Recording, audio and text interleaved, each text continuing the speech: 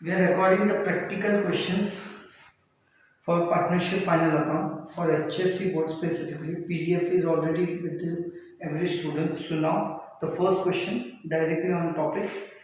Kshama and the partner sharing profit and loss in the ratio of 1:1. The trial balance and the additional informations are given in the questions. Additional information are given in question. So let's start the question now, guys. This one is the format. In that, first is trading account, then profit and loss account, and finally it's a balance sheet, liability, amount, assets, amount. The year ended is 31st March 2019. The first item, opening stock. The opening stock trading account debit side. Opening stock trading account debit side. The value is 65,000 dollars. 65,000. Next item, bill receivable. It's assets, but there is an adjustment in the bill receivable. So we are writing the inner column. Bill receivable assets होता है, वो assets में जाएगा. Inner column में लिखेंगे because there is an adjustment. So 28,000. Leave one line below that. The next item, wages and salary. Guys, wages and salary trading account के debit side में जाएगा. Wages and salary. ये जो बीच का स्पेस है वो नॉर्मली परचेसेस के लिए रखा जाता है. For wages and salary, that is rupees 9,000. No adjustment. Outer column. Suppose the first word wages is important. If the first word is wages, then it will be trading account. If the first word is salary, then it will write in profit and loss account. The next item, sundry debtors. Part of it, sundry debtors is your assets. Sundry debtors, the value is 1,32,500. There are a lot of adjustments are there in debtors, teacher adjustments. तो फिर हम लोगों ने उसको inner column में लिखा है. Bad dates 1,000, but obvious bad dates, profit and loss debit side. Whenever there is a bad dates, you always write the full formula. Add bad dates, add new bad dates, add new RDD, and then less old RDD. Guys, bad debts profit and loss के debit में लिखा जाता है. जब भी bad debts आता हो पूरा फॉर्मूला लिख देना है. To bad debts, add new bad debts, add new RDD, less old RDD. Next, purchase is your trading account debit side. Purchase trading account debit side, the value is 1,48,000.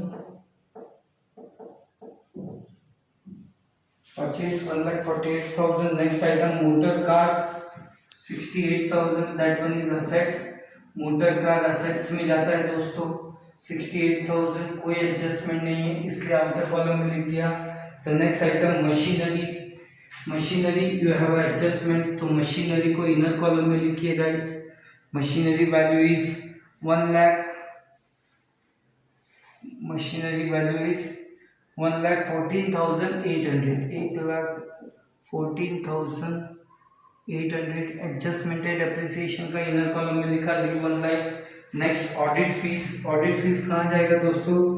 Profit and loss के debit side में audit fees जाता है. पर there is no adjustment in the audit fees. We write outer column amount लिख देंगे 1,200. 1,200. Next, sales return 2,000. Sales return sales में से minus होता है, बट हमारे पास अभी फिलहाल सेल्स की वैल्यू नहीं है इसलिए हम लोग सेल्स रिटर्न सेल्स के नीचे लिख देते हैं. जैसे ही मिलेगा वैसे ही हम लोग उसको डिडक्ट कर देंगे सेल्स की वैल्यू में से. चलो, sales minus sales return. Next item, discount. Profit and loss के डेबिट में लिखेंगे दोस्तों. डिस्काउंट ट्रायल बैलेंस के डेबिट में दिया है तो प्रॉफिट एंड लॉस के डेबिट में जाएगा. The value is 2,300. Discount 2,300. The next item is building value is 75,000. तो असेट्स में जाता है दोस्तों बिल्डिंग 75,000. इनर कॉलम में लिखेंगे एडजस्टमेंट है. Leave one line. Then the next item, cash at bank 12,000. That also assets. Cash at bank 12,000. It's your assets. After the cash at bank, 10% investment, that also investment is also one type of assets. तो ये assets है, assets कहाँ जाता है? Assets में 20,000 value asset side, no adjustment outer column. Next item, advertisement paid for the 9 months 4,500. To advertisement 9 month का है 4,500, ये 9 मंथ का है, पर ये जो भी फाइनल अकाउंट होता है वो 12 महीने का होता है, 12 मंथ्स के लिए बनाया जाता है। अब ये एडवर्टाइजमेंट 9 मंथ्स के लिए पे किया, मतलब 3,000 रुपीज पे करने का बाकी है, आउटस्टैंडिंग है, इसको हिडन एडजस्टमेंट कहते हैं। तो ये आउटस्टैंडिंग फॉर 3 मंथ्स। अब 3 मंथ्स की वैल्यू कैसे निकालोगे आप? तो 4,500 divide by 9 multiply by 3, 4,500 divide by 9 multiply by 3, the outstanding value is 1,500, so your total value is 6,000. Whatever the value of outstanding, it will also write on the balance sheet liability, outstanding advertisement 1,500. Next item, royalties trading account के debit side में लिखा जाएगा। To royalties on production, we are assuming royalty on production. Next, general reserve 14,500, general reserve 14,500 liability में जाएगा दोस्तों। Then capital account liability में जाएगा। Capital account Daya and क्षमा दोनों के बाद 5-5 लाइन लीव करेंगे। दया का कैपिटल है 1,60,000 और क्षमा का है 1,20,000। 5 लाइन्स हमने लीव कर दिया। Next item, creditors also liability 98,000 guys, creditors 98,000। Okay, next old RDD. अगर ट्रायल बैलेंस के क्रेडिट साइड में कोई आरडीडी दी हुई हो तो उसे ओल्ड आरडीडी कहते हैं guys. Old RDD profit and loss के डेबिट साइड बैड डेट्स के फॉर्मूला में माइनस होती है 1,800। Next item is sales 2,85,500, 2,85,500, 500 minus किया 2,83,000। सॉरी, इनर कॉलम में एडजस्टमेंट और एक है सेल्स में, तो उसको भी इनर कॉलम में लिखेंगे। Leave one line because one more adjustment are there in sales, याद आ गया। Next, outstanding wages. Trial balance के क्रेडिट में अगर आउटस्टैंडिंग वेजेस दिया है तो कोई भी आउटस्टैंडिंग या प्रीपेड जो ट्रायल बैलेंस में दिया हो वो डायरेक्टली बैलेंस शीट में जाता है। तो आउटस्टैंडिंग वेजेस वो ट्रायल लायबिलिटी में जाएगा। आउटस्टैंडिंग वेजेस की वैल्यू है 700 rupees. The next item, purchase return will be less from purchase return, purchase में से लेस होगा। वैल्यू इज 4,000 माइनस करेंगे तो 1,44,000 बचेगा। नेक्स्ट, परचेज रिटर्न की बात आता है डिस्काउंट प्रॉफिट एंड लॉस के क्रेडिट में लिखा जाएगा क्योंकि ये ट्रायल बैलेंस के क्रेडिट में दिया है। तो ये डिस्काउंट रिसीव्ड होगा। डिस्काउंट रिसीव्ड है ये 1,800 रुपीज, राइट, 1,800। यहाँ पे आपका ट्रायल बैलेंस का पोस्टिंग कंप्लीट हो जाता है बेटा। और ट्रायल बैलेंस एक बार फिर से पूरा देख सकते हैं। ये ट्रेडिंग अकाउंट, ये profit and loss, liability and assets, जो भी चीज़ें क्वेश्चन में ट्रायल बैलेंस में दी थी वो हमने यहाँ पे पोस्ट कर दी। अब हम सॉल्व करने जा रहे हैं adjustment. The first adjustment, closing stock rupees 40,000। तो क्लोजिंग स्टॉक का दो effect, closing stock first effect trading account के क्रेडिट साइड में जाएगा बेटा। Closing stock trading account credit side, first effect closing stock trading account credit side first effect.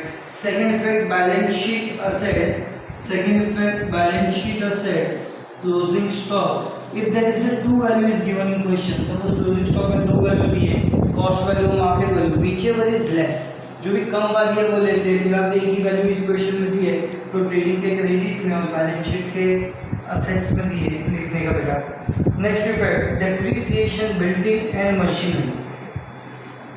Building and machinery, depreciation building and machinery 5% and 3% respectively.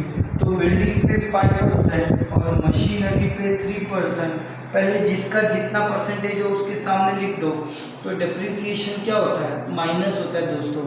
Depreciation will be deducted from building and machinery. Now 5% is 3750। If I deduct this 31271250 आएगा। Then depreciation on machinery that is 3%। तो 1,14,800 का 3% निकालेंगे। Depreciation building कैसे निकाला जाएगा? तो 3% 1,14,800 into 3/100। तो कैसे निकाला जाएगा? 10101010। 8 3 24, 2 4 3 12 और 2 14, 1 1 3 1 and 4 and 1 3 3 444। Value is 3444, 3444। This is the value of depreciation. अब हम माइनस करेंगे 56, 5 और 3 8, 1 लाख। माइनस करने के बाद वैल्यू बचती है 1,11,356। नाउ द डेप्रिसिएशन का सेकंड इफेक्ट आएगा बेटा। दो डेप्रिसिएशन है, एक मशीनरी एक बिल्डिंग, दोनों डेप्रिसिएशन का सेकंड इफेक्ट आता है प्रॉफिट एंड लॉस के डेबिट साइड में। That is depreciation,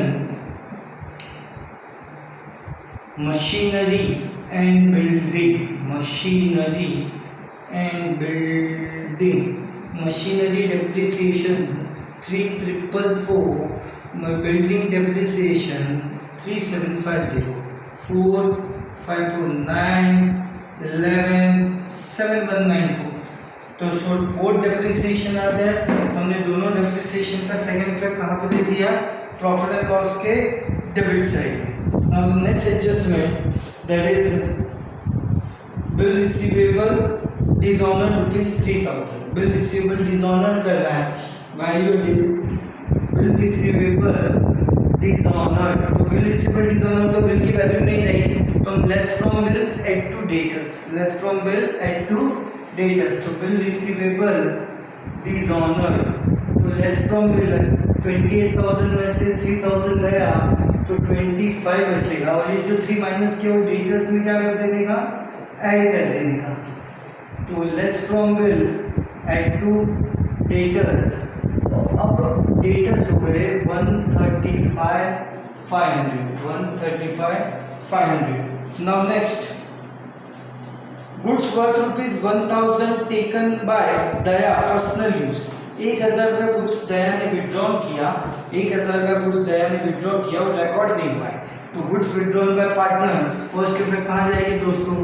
trading account credit side, goods withdrawn by Daya. Daya ने गुड्स विड्रॉ किया तो ट्रेडिंग अकाउंट के क्रेडिट साइड में जाएगा first effect. Second effect, less from Daya's capital, less from Daya's capital, goods withdrawn, goods withdrawn, goods withdrawn. When you going to withdraw the goods, less from capital. अगर कोई partner या proprietor goods withdraw करता है तो first effect trading के credit में and less from capital, trading के credit में लेस फ्रॉम कैपिटल। नेक्स्ट है write off 1,000 bad debts, but before you apply the new bad debts and new RDD, any adjustment related to debtor should be solved first.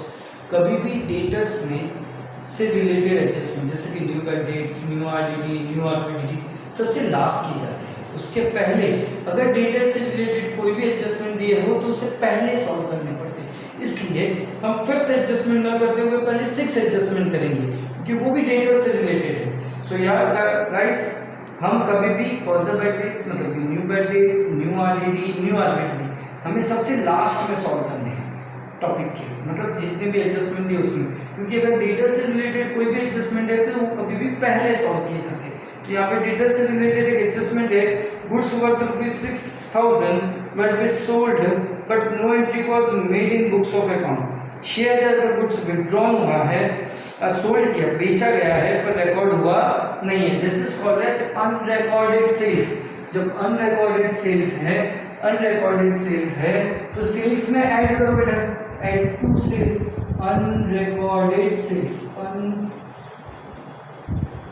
Unrecorded sales कितना है बोलो, 6,000।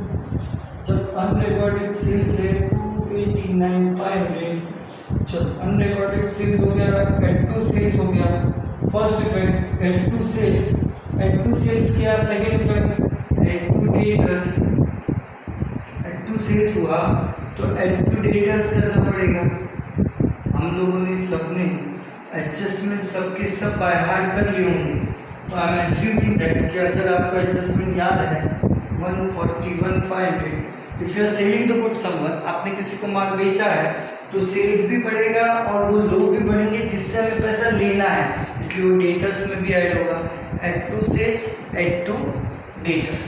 Now the last एक adjustment हमने जो पांचवा छोड़ा था वो हमें करना है, write off 1800 as a new bad debts less new bad debts हमारा हुआ है। अब हमें वो एडजस्टमेंट जो हमने छोड़ दिया वो करेंगे क्योंकि वो लास्ट बचा है, 5 से 8 गया तो 7, तो 139,700 बचा। अब न्यू बैड डेट्स का सेकेंड इफेक्ट कहाँ जाएगा बेटा, न्यू बैड डेट्स में। न्यू बैड डेट्स कितना है 1800, और बैड डेट्स की वैल्यू में ट्रायल बैलेंस से मिल गई थी, हमने लिखना रह गया है, जरा देख लेते हैं, 1000, राइट। अब नेक्स्ट गाइस आरडीडी, हमें आरडीडी देना है, that is new RDD is 5%। देखिए एडजस्टमेंट में दिया है, एडजस्टमेंट में reserve for doubtful debt RDD is given, that is 5%। और 5% new RDD will be given, that is same effect as new एडेट्स। न्यू आरडीडी हमें डेटर से लेस करना है, दैट इज 5%। अब 5% 139,700 का कैसे आएगा, तो यहाँ पे देखेंगे new RDD is equal to 1,39,700, उसका 5% तो कितना आएगा 0000, 7 5 35, 3 9 5 45 and 3 48, 4 3 5 15 और 4 19, and the last value 1 5 5 and 1 6985। तो न्यू आरडीडी की वैल्यू आ गई 6985। तो हम लोग वो भी माइनस करेंगे, 6985 वंस यू माइनस तो बचेगा कितना 17, माइनस करें तो 8 में से 6 गया तो 2 बचेगा, एंड देन लास्ट 132। तो 6985 is your new RDD, 6985 is your new RDD guys. That also will be write down profit and loss, debit side लिखेंगे दोस्तों 6985 दैट इज न्यू आरडीडी। अब हमें बैड डेट्स, न्यू आरडीडी तीनों को plus करके old RDD को minus करना है।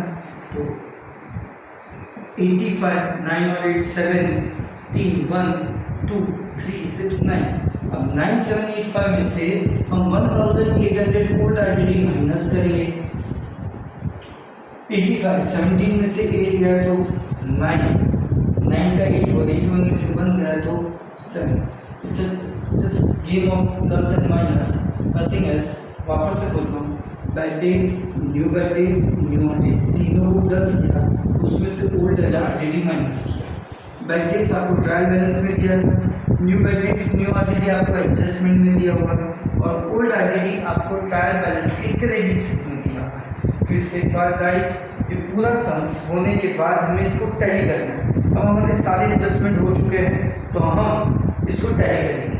टैली प्रोसेस में सबसे पहले ट्रायल बैलेंस की क्रेडिट का टोटल नॉर्मली ज़्यादा होता है, बराबर 5 नंबर 1 10 1 8 1 9 4 13 1, 3,30,500 क्रेडिट साइड के टोटल को उठा के डेबिट में लिखेंगे, 3,30,500।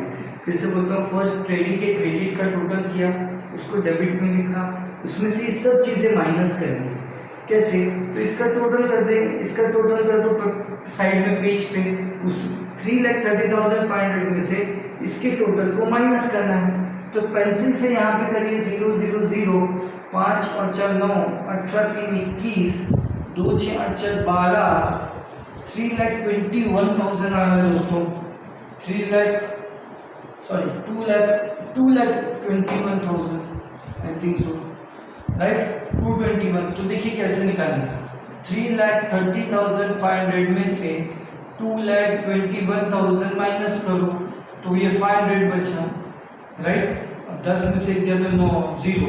तो यहाँ पे ग्रॉस प्रॉफिट कितना बच रहा है, ये मैंने पेंसिल से किया है दोस्तों। ये टोटल है डेबिट का, इसे कुछ यूज नहीं, इसको लिखना नहीं है, इसको सिर्फ समझना है गाइस। ये 2,21,000 ये टोटल आया बेटा। अब 3,30,000 में से 221 माइनस करोगे तो जो बचेगा बीच में, that is called as gross profit, that is 1,09,500। ये 1,09,500 ग्रॉस प्रॉफिट कहाँ जाएगा, प्रॉफिट एंड लॉस के क्रेडिट साइड में, gross profit 1,09,500।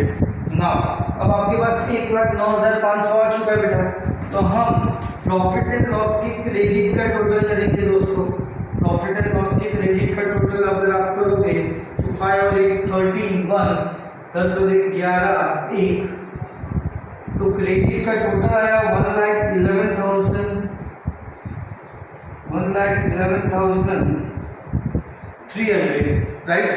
Now one more adjustment आ रहा है स्टिल दैट, हमने 10% इन्वेस्टमेंट लिखा पर उस इन्वेस्टमेंट की डेट नहीं दी है, तो और एक हिडन एडजस्टमेंट था दोस्तों 2,000 रुपये का। इधर देखिए गाइस, एक एडजस्टमेंट रह गया, interest, accrued interest on investment, accrued interest on investment, accrued interest on investment. Normally investment की वैल्यू में ऐड होता है, अगर इन्वेस्टमेंट के आगे परसेंटेज दिया हो तो उस परसेंटेज का 10% निकालना ही पड़ता है, तो that is 10%, 2,000 profit and loss के क्रेडिट में जाएगा। एक्रूड इंटरेस्ट ऑन इन्वेस्टमेंट, एक एडजस्टमेंट रह गया था दोस्तों, एक्रूड इंटरेस्ट ऑन इन्वेस्टमेंट। वापस से बोल रहा हूँ दोस्तों, ध्यान नहीं दिया, please concentrate. Accrued interest on investment 2,000 rupees आधा है, तो टोटल हो जाएगा 1,13,300, 1,13,300 रुपया बेटा सारी चीज़ों का क्रेडिट का टोटल। सेम क्रेडिट के टोटल को डेबिट साइड में लिखो 1,13,300। अब जो बचेगा उसे हम कहते हैं नेट प्रॉफिट। तो सेम वे कैसे बचेगा, जैसे हमने ग्रॉस प्रॉफिट बचाया उसी तरह से बचाएंगे। पहले हम लोग इधर इसका टोटल कर लेंगे, कैसे किया, 5 और 4 9, 8 और 9 17, 1 10 12 15 16, 1 8 9 2 11 6 17 और 7 17 और 7 24, 24,679 बचेगा, 24,679। तो वापस हम लोग करेंगे 1,13,300 में से 24,679 हम माइनस करेंगे। चलो 9 में से 1 10, 8 और 2 10, 7 3 6 13, 1 5 और 8 13 3 5 88,621, 88,621 इट्स योर नेट प्रॉफिट दोस्तों। 88,621 88,621 रुपया आपका नेट प्रॉफिट है। अब ये नेट प्रॉफिट किसके बीच में डिस्ट्रीब्यूट होगा, दया और क्षमा के बीच में, इन द रेशियो ऑफ 1:1। तो देखो, एक को मिलेगा 44, इसको भी मिलेगा 44, 3 3, एक को 11 रुपये दे दो, एक को 10 दे दो, चलेगा 1 रुपये में, इतना कोई प्रॉब्लम नहीं होता बेटा।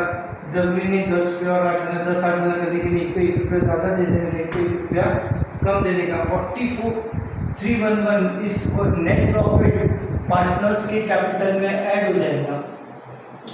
नेट प्रॉफिट पार्टनर्स के प्रॉफिट में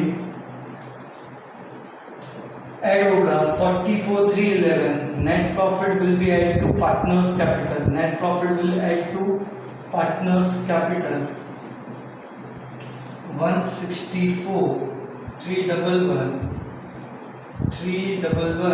913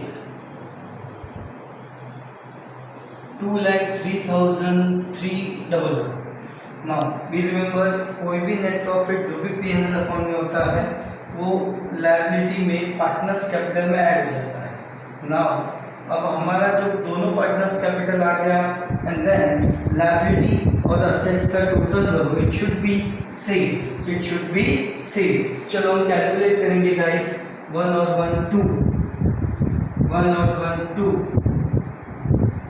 3 3 6 5 11 5 16 7 23 23 2 2 3 5